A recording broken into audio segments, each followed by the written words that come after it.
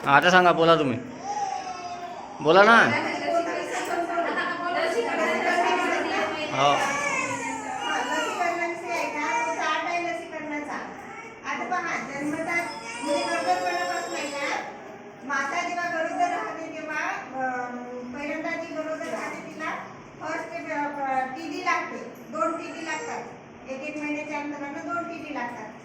आणि ते कशासाठी, बाळाला आणि मातेला धनुर्वातापासून संरक्षण मिळावं म्हणून त्या 2 लसी दिल्या जातात.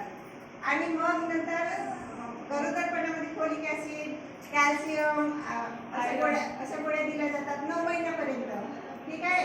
आणि मग जेव्हा प्रसूती होते तेव्हा बाळाला जन्मतात झिरो पोलिओ आणि कावीळचं इंजेक्शन दिलं जाते, हेपॅटायटिस बी दिलं जाते, दिलं जातं.